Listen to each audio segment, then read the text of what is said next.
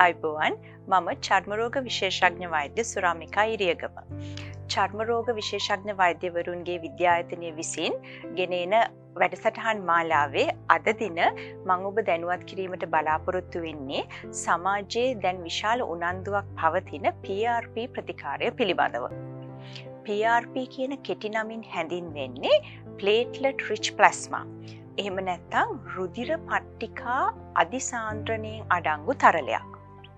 මෙහි වැදගත්කම වෙන්නේ ශරීරයේ පටකවල වර්ධනයට සහ යහපැවැත්මට අදාළ වෙන growth factors සහ තවත් වැදගත් සංඝටක ගණනාවක් බහුලව මෙහි අඩංගු වීම.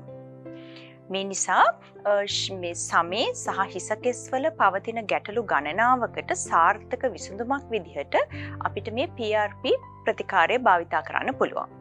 PRP සාදා ගන්නා ආකාරය ගැන සලකා බැලුවොත් මෙහිදී අපි ඔබේ රුධිරය ඉතාමත් සුළු ප්‍රමාණයක් ලබාගෙන සෙන්ට්‍රිෆියුජ් යන්ත්‍රයක් ආධාරයෙන් මේ PRP නිස්සාරණය කරගන්නවා. ඉන්පසු ඉන්නතක් විදිහට සමට හෝ ස්කබලට ලබා දෙන ප්‍රතිකාරයක් විදිහට අපි PRP ලබා දෙනවා. එතකොට හිසකෙස් සම්බන්ධයෙන් ගැහැණු පිරිමි දෙපාර්ශ්වයටම බහුල වශයෙන් බලපාන පැටර්න් hair loss.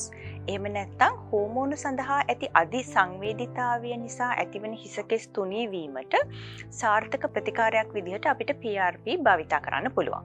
ඒ වගේම සමහර වෙලාවදී උඳුගෝවන් කන රෝගයට සාර්ථක ප්‍රතිකාරයක් විදිහට අපිට PRP භාවිතා කරන්න පුළුවන්. ඒ වගේම වයස්ගත වීමත් සමග සමේ ඇතිවෙන සමහර වෙනස් කිරීම්.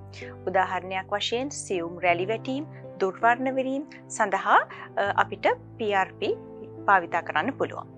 PRP සම්බන්ධයෙන් ඇතිවන අතුරු ආබාධ ගැන ඔබ සැලකිලිමත් වෙනවා නම් අපිට කියන්න තියෙන්නේ දැන් එය ඔබේ රුධිරයේම සාදා ගන්නා දෙයක් නිසා සාමාන්‍ය ඖෂධ වලින් ඇතිවෙන විෂ වීම එහෙම නැත්නම් ආසාත්මිකතා PRP නිසා ඇති වෙන්නේ නැහැ. නමුත් මෙහිදී අපි බලාපොරොත්තු වෙන විදිහේ යහපත් ප්‍රතිඵල ලබා ගැනීමට නම් નિયમિત ප්‍රමිතියෙන් යුතුව සෞඛ්‍යාරක්ෂිත ලෙස PRP නිස්සාරණය කර ගැනීමත් එය පළපුරුදු සහිත විශේෂඥ පුහුණුවක් ලබාපු කෙනෙක්ගෙන් ලබා ගැනීමත් මෙහි බලාපොරොත්තු වෙන ප්‍රතිඵල ලබා ගැනීමට උපකාරී වෙන බවයි.